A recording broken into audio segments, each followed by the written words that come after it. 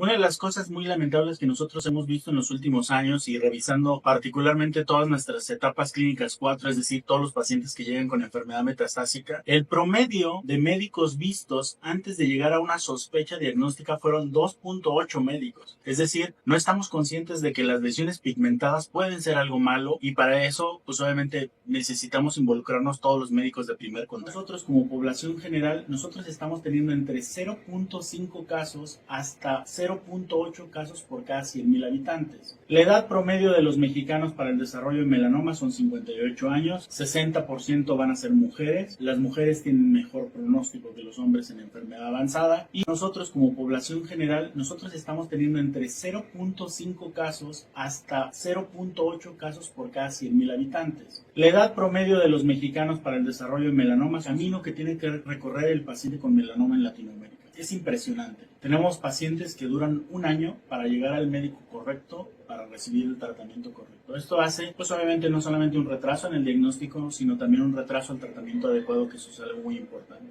Nosotros hemos visto pacientes aquí que lamentablemente, oye, ¿qué te pasó? Vienes con una enfermedad metastásica, tuviste una lesión pigmentada, ¿qué le hizo tu médico cuando le quitó esa lesión pigmentada? Y lo que te refieren es, la quitó y la tiró. El melanoma es la neoplasia cutánea más letal. En el mundo se presentan cerca de 2.800.000 casos de neoplasias cutáneas, sin embargo solamente el 3% van a corresponder a melanomas. Pero el 80% de las muertes asociadas a neoplasias cutáneas son por melanoma. Eso te habla de una alta letalidad. En etapas avanzadas hay que recordar que el melanoma no se cura, pero es una neoplasia que en los últimos años ha cambiado la expectativa de supervivencia de los pacientes.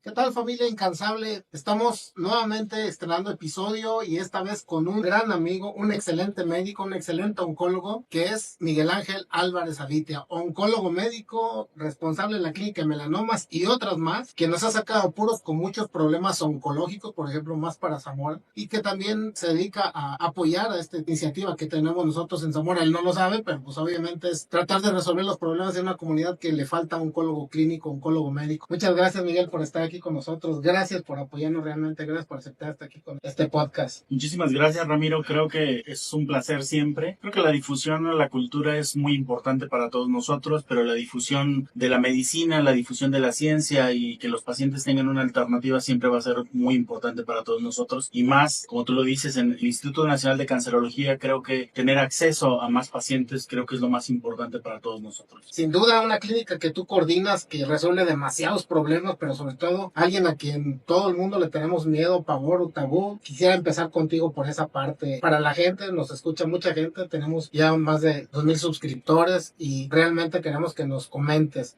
El melanoma, ¿hay que tenerle miedo al melanoma? Indiscutiblemente sí. El melanoma es la neoplasia cutánea más letal. En el mundo se presentan cerca de 2.800.000 casos de neoplasias cutáneas. Sin embargo, solamente el 3% van a corresponder a melanomas. Pero el 80% de las muertes asociadas a neoplasias cutáneas son por melanoma. Eso te habla de una alta letalidad. En etapas avanzadas hay que recordar que el melanoma no se cura, pero es una neoplasia que en los últimos años ha cambiado la expectativa de supervivencia de los pacientes. ¿Cuántos pacientes atiendes tú habitualmente aquí en el Instituto Nacional de Cancerología con melanoma? En el Instituto Nacional de Cancerología cada año estamos ingresando entre 150 a 165 pacientes por año con melanoma. En el área de oncología médica estamos viendo entre las etapas 3 que requieren un tratamiento adyuvante para evitar que su enfermedad regrese y las enfermedades metastásicas de primera vez, estamos atendiendo en promedio entre 80 y 85 pacientes nuevos cada año y esto es un gran volumen de pacientes siendo una neoplasia poco frecuente. Los dermatólogos, los médicos generales y el público en general que nos está escuchando y sin duda van a replicar este programa. ¿Los melanomas son significados solamente de lunares, de nevos? ¿Puedes tener melanoma en otro sitio? Los melanomas, hay que recordar, son derivados de todas las células que nos dan pigmento, los melanocitos. Son ubicuos, se encuentran en todas partes. Recientemente acabamos de tener un melanoma de meninges, podemos tener melanoma en las cavidades, en las mucosas, pero los más importantes son los melanomas cutáneos. Los melanomas cutáneos representan el 90% 90% de todos los melanomas. Y esto es algo muy importante porque el médico de primer contacto, el dermatólogo, juegan un papel importante para el diagnóstico temprano. Una de las cosas muy lamentables que nosotros hemos visto en los últimos años y revisando particularmente todas nuestras etapas clínicas 4, es decir, todos los pacientes que llegan con enfermedad metastásica, el promedio de médicos vistos antes de llegar a una sospecha diagnóstica fueron 2.8 médicos. Es decir, no estamos conscientes de que las lesiones pigmentadas pueden ser algo malo y para eso, pues obviamente necesitamos involucrarnos todos los médicos de primer contacto. Sí, definitivamente. Yo recurro mucho a ti para esa opinión porque, como ven, por ejemplo, yo trabajo en Zamora, Michoacán, y allá pues tenemos solamente un oncólogo clínico que va y viene. Es decir, está en el IMSS y no sé qué asunto ocurre ahí en el IMSS, que hemos estrenado oncólogo clínico un montonal de veces. Pero el resto de la cobertura en salud pública, hospitales regionales, hospital general, todo se atiende en Morelia. Entonces, los melanomas quedan a merced de los dermatólogos. Y los dermatólogos tienen ese estándar. Si no es en un sitio de fricción, no es peligroso. ¿Cuáles son los criterios que tú les comentarías a estos chicos, a estos médicos? ¿Dónde le tienen que poner atención a las lesiones cutáneas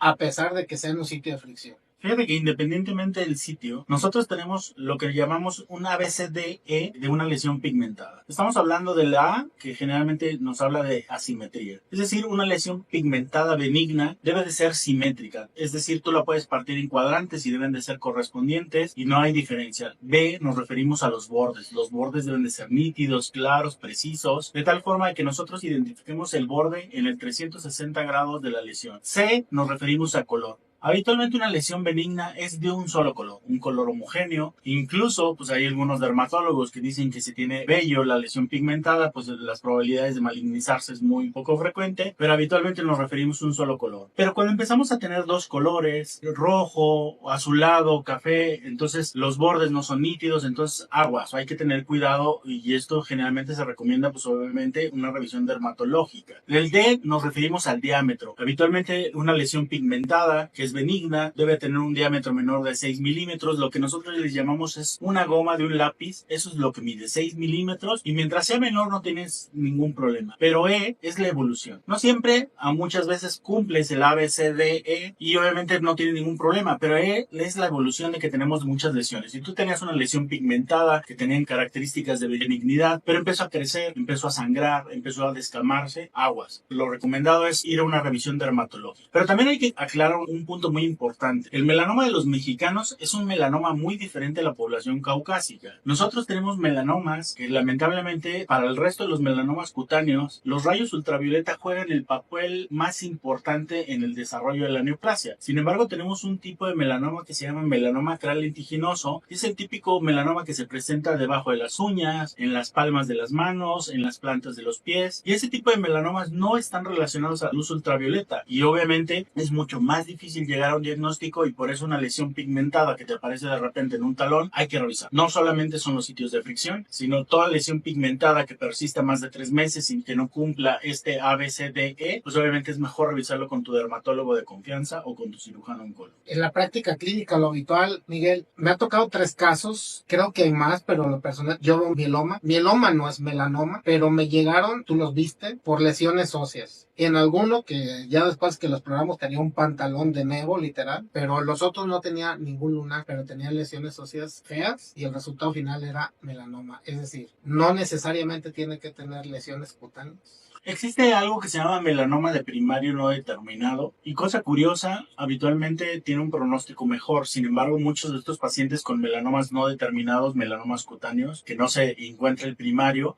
pues obviamente debutan con enfermedad metastásica y de mal pronóstico. ¿Por qué existe este fenómeno? Porque habitualmente los melanomas son la neoplasia más inmunogénica que hay, es decir, es reconocida por el sistema inmune. Los melanomas primarios, incluso nosotros empezamos a encontrar zonas de regresión en la patología. Eso quiere decir que el sistema inmune ha encontrado los melanocitos y los ha empezado a atacar y obviamente existen esas zonas de inflamación y de regresión. Por eso muchas veces la teoría es que estos melanomas primarios que no podemos detectar y solamente detectamos la enfermedad metastásica, tuvieron un fenómeno de regresión muy importante, un fenómeno inflamatorio que hizo que desapareciera la lesión primaria. En cuanto al primer caso que comentas, el paciente que tenía nevos gigantes, hay que recordar que los nevos gigantes también pueden tener un riesgo de malignidad o los síndromes de nevos múltiples, aquellas familias que tienen más de 50 nevos, pues obviamente hay que estarse vigilando de manera clinaria y obviamente estar yendo con el dermatólogo para estar en evaluación continua. La recomendación que tú darías, por ejemplo, para las chicas, chicos hoy recientemente también, que les encanta solearse, que les encanta ponerse tantos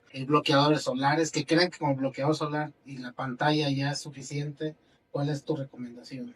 Fíjate que cuando yo empecé en todo esto, pues obviamente tampoco tenías mucha idea acerca de cuál es la protección adecuada para el sol, ¿no? Sin embargo, después de estarse juntando con muchos dermatólogos, que afortunadamente conocemos muchos, pero también creo que en la clínica tenemos a una voz muy importante de la dermatología de México, que es la doctora Tere Vega, pues aprendemos a que hay horas de exposición adecuada, es decir, o muy temprano o muy tarde. Aprender a utilizar el factor de protección solar es muy importante. Un FPS 50 puede ser suficiente para la mayor parte de las personas, pero también no solamente es como el factor de protección, sino cómo utilizarlo, es decir, a 30 minutos antes de la primera exposición, hay que recordar que cada 4 horas, cada 6 horas, dependiendo de la marca, hay que estarlo retocando.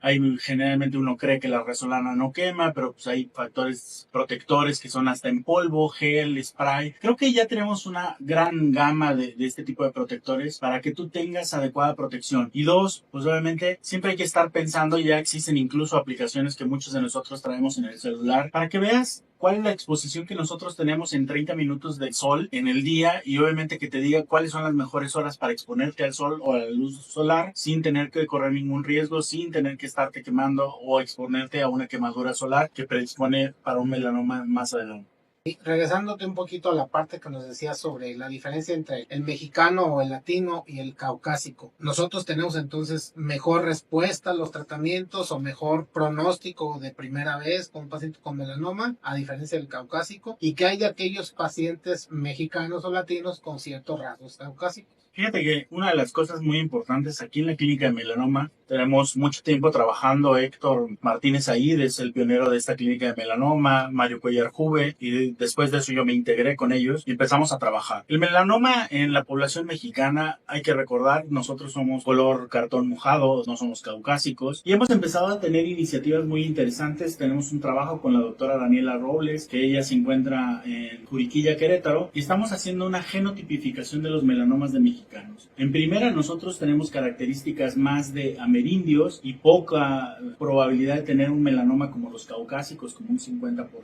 El melanoma más común de los caucásicos es el léntigo maligno y después los melanomas nodulares y los de diseminación superficial, y el 4% representa para ellos el melanoma acral lentiginoso, que les digo que no está relacionado a rayos ultravioleta. Sin embargo, en México, el melanoma más importante es el melanoma acral lentiginoso. Nuestra clínica representa entre el 40 y el 50% de los melanomas. Y estos tipos de melanomas, al no estar asociados a una huella genética por daño solar, pareciera que tienen una peor respuesta a los tratamientos inmunológicos, y eso no solamente lo hemos visto nosotros en la clínica, sino pues obviamente ya está reportado por algunas otras poblaciones. Este melanoma se parece más al melanoma que ven los asiáticos y a la población negra. Otra de las cosas importantes, cuando nosotros comparamos el melanoma en los mexicanos y en otras poblaciones, el melanoma para nosotros es una enfermedad huérfana. ¿A qué me refiero con esto? Para la población australiana es un verdadero problema de salud, para la población neozelandesa, incluso para Estados Unidos es un verdadero problema de salud, porque ellos están teniendo entre 39 y 45 casos por cada 100,000 habitantes. Esto representa una gran cantidad de pacientes año, por eso la prevención para ellos se vuelve muy importante. En cambio, para nosotros como población general, nosotros estamos teniendo entre 0.5 casos hasta 0.8 casos por cada 100,000 habitantes. La edad promedio de los mexicanos para el desarrollo de melanoma son 58 años, 60% van a ser mujeres. Las mujeres tienen mejor pronóstico que los hombres en enfermedad avanzada, y te digo, el 40-50% van a ser melanomas sacrales, y después siguen los nodulares y los de diseminación superficial. Y aún así, todavía tenemos otras características que nosotros llamamos características moleculares. Existe una mutación que se llama la mutación de BRAF B600E, que esta se encuentra en el 50% de los melanomas en población caucásica. En Estados Unidos, Nueva Zelanda y Australia ese es el promedio general. Y si eres menor de 50 años, tienes mayor probabilidad de tener este tipo de mutación. Cuando nosotros hicimos un análisis de los pacientes junto con la doctora Erika Ruiz en la población mexicana, nos dimos cuenta que solamente el 33% de la población mexicana tiene este tipo de mutaciones. Y cuando nos referimos al melanoma más común, que es el acral lentiginoso en población mexicana, solamente entre el 9 y el 15% de los pacientes tienen esta mutación. ¿Por qué es importante esta mutación? Porque los pacientes que tienen este tipo de mutaciones tienen alternativas terapéuticas diferentes, que son los inhibidores BRAF y los inhibidores MEK, que son excelentes fármacos para darnos una respuesta a largo plazo de la supervivencia. Excelente, la verdad, un trabajo realmente es impresionante, lo que uno no esperaba en una población mexicana, y realmente el ver que se puede avanzar todavía más, porque esto es de la experiencia del instituto y quizá otros centros, ¿no? Entiendo. Y el que se pueda transmitir esto al público en general, a los demás médicos, es sumamente importante generarle una difusión, un trabajo sin duda, creo yo, que va a ser y debe generar más repercusión, y es excelente que le estemos dando difusión en este momento. Dime, platícame, cuando estás tú con un paciente, mencionabas que llegan tarde los pacientes o están llegando avanzados, ¿qué es lo que pensamos nosotros? ¿Qué piensas tú que debieron de haber hecho para referirte al diagnóstico más temprano? Por ejemplo, yo en mieloma he permitido ver el análisis y veo que las globulinas en 60% de los pacientes están elevadas, y lo han visto 8, 20 médicos y nunca le tomaron en cuenta. Y si lo han tomado en cuenta, lo refieren y llegan temprano. ¿Cuál es la percepción que tú tienes? Es decir, si este paciente, si este médico se diera cuenta de esto, hubiera llegado a una etapa más temprana. Fíjate que existe un análisis que nosotros trabajamos con un grupo de argentinos y algunos otros latinos, el doctor Alfonso Barrocal de Valencia, que es el jefe del grupo español de melanoma, en un proyecto internacional, acerca del camino que tiene que recorrer el paciente con melanoma en Latinoamérica. Es impresionante. Tenemos pacientes que duran un año para llegar al médico correcto, para recibir el tratamiento correcto. Esto hace, pues obviamente, no solamente un retraso en el diagnóstico, sino también un retraso al tratamiento adecuado, que eso es algo muy importante. Nosotros hemos visto pacientes aquí que lamentablemente, oye, ¿qué te pasó? Vienes con una enfermedad metastásica, tuviste una lesión pigmentada, ¿qué le hizo tu médico cuando le quitó esa lesión pigmentada? Y lo que te refieren es, la quitó y la tiró. Y eso es muy frecuente, todavía lamentablemente. La recomendación es, tienes una lesión pigmentada, hay que referirlo a un dermatólogo. La mayor parte de los dermatólogos tienen la capacidad para detectar una lesión sospechosa y obviamente hacer una buena biopsia.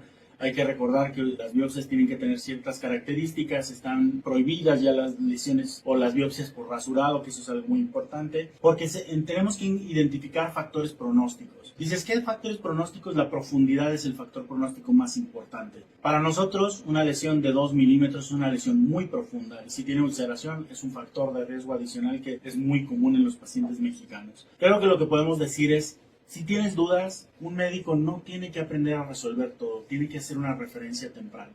Lo que nosotros vemos en muchos pacientes, ¿qué te pasó en el talón? Pues tengo un año con antibióticos, me dijeron que era un hongo, me dijeron que era otra cosa. Entonces, creo que algo que no resuelve en un mes, no tiene cambios, incluso empeora y ya le diste el tratamiento que tú consideras adecuado, refiere. Es la mejor opción y la mejor alternativa para los pacientes. Lo que nosotros estamos haciendo aquí en la clínica, pues obviamente es tratar de apoyar a todos los pacientes lo más que podamos, y mientras tengamos alternativas terapéuticas se las vamos a brindar a todos los pacientes. Una de las intenciones de nosotros es tratar de meterte, y hemos participado en estudios pivotales para nuevas alternativas, participamos en algunos incluso de adyuvancia, que eso nos ha ayudado para acceder a nuevas alternativas para nuestros pacientes. Creo que la intención de la clínica es ser innovadores y obviamente pues es brindar con humanismo lo mejor que tengamos para este grupo de pacientes con melanoma y que tienen un pronóstico desfavorable.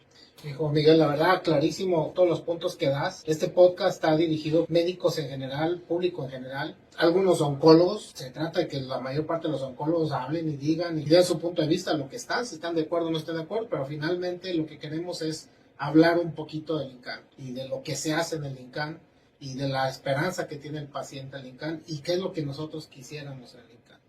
Por último, ¿qué les dirías tú a los pacientes que ya estás tratando y qué le dices al aquel paciente, futuro paciente que va a llegar o al futuro médico que te va a referir un paciente? Al final del día, creo que lo más importante para nosotros, creo que la mayor parte de los médicos que estamos aquí estamos entrenados para algo importante: tener siempre las mejores herramientas para tu paciente, buscar alternativas. Y creo que el instituto nos ha brindado este enfoque multidisciplinario de los pacientes. Es decir, tenemos excelente servicio de medicina nuclear para realización de PETs, tenemos excelentes patólogos, tenemos excelentes cirujanos, radioterapeutas. Y el paciente y el médico que refieren pacientes tienen que saber que van a llegar al mejor lugar para tratar a un paciente oncológico, donde todos estamos enfocados en algo importante: el bienestar del paciente, y en los pacientes que son paliativos, pues obviamente darles la mejor paliación y mantener su calidad de vida siempre en un enfoque multidisciplinario. ¿Cómo debemos referirte a un paciente, a ti, a la clínica del Instituto Nacional de Cancerología? Nosotros habitualmente en la clínica de cancerología, donde tenemos una clínica en melanoma, tenemos 3 cirujanos, incluyendo bien al doctor Héctor Martínez Said, que actualmente ya está en el puesto directivo, pero tenemos un grupo de cirujanos que están muy enfocados. Lo que hacemos nosotros es, cuando tienes una sospecha de melanoma, el paciente tiene que llegar a la cirugía, ellos se encargan de la estadificación, hacemos una sesión multidisciplinaria y ya nos reunimos, tanto los cirujanos y los oncólogos médicos, para decidir cuál es la mejor alternativa para los pacientes, ya que hay que recordar que muchos de nuestros pacientes llegan con etapa avanzada. Y adicionalmente tenemos a la doctora Tere Vega de dermatología, que no solamente nos ayuda para el diagnóstico, sino también nos ayuda para el manejo de las toxicidades cutáneas de muchos de los fármacos que nosotros utilizamos. Y pues la recomendación es sospecha diagnóstica de melanoma o diagnóstico de melanoma, directamente envíenlo a la clínica de melanomas a través de la preconsulta. Y nuestros pacientes siempre tienen prioridad. El retraso en la consulta es prácticamente nulo, es muy mínimo con el tiempo que nosotros los estamos viendo, porque les damos prioridad, porque sabemos cuál es el pronóstico de nuestros pacientes. Excelente, muchas gracias, profesor, qué bueno que estés aquí con nosotros. Permíteme, Miguel, este es algo que nosotros queremos poner en detalle, que es, le llamamos el incansable. Tú eres un incansable y en verdad te conozco desde la residencia, tuve el honor de ser tu compañero, de conocernos de toda la vida, y pues nosotros decidimos siempre, copiándole a Jordi Rosado, que copiamos todo. Creamos esta imagen que nos la hace un paciente INCAN, cuyo nombre todavía no sabemos, porque es alguien que quiere seguir en el anonimato. Ella lo hace, ella recuperada desde mama, y obviamente lo que nos los hace amar. Y este es un incansable, obviamente, para ti, porque obviamente tu trabajo te hace incansable, y sé que con tu equipo multidisciplinario haces un trabajo incansable. Muchísimas gracias, Ramiro, y no me queda más que agradecerles. Y pues nuevamente recordarles que el Instituto Nacional de Cancerología, el único objetivo de que nosotros estemos aquí es para los pacientes y para la formación de recursos humanos, que se vuelven los 2 valores más importantes que tiene esta institución. Y obviamente el hacer una familia, que no solamente los años, la residencia y el estar aquí día a día, pues nos va uniendo más y más. Muchas gracias, Ramiro. Muchas gracias. Ya lo saben, familia incansable, somos Radio INCAN desde el Instituto Nacional de Cancerología para todo el instituto y todo México, uniendo a la familia incansable del país. Él es Miguel Ángel Álvarez Avitia, oncólogo, médico y buen amigo. Hablemos del INCAN. Esto fue Radio INCAN. No te pierdas el próximo episodio y recuerda seguirnos en nuestras redes sociales: Facebook, YouTube, Spotify, TikTok e Instagram. Hablemos del INCAN en Radio INCAN.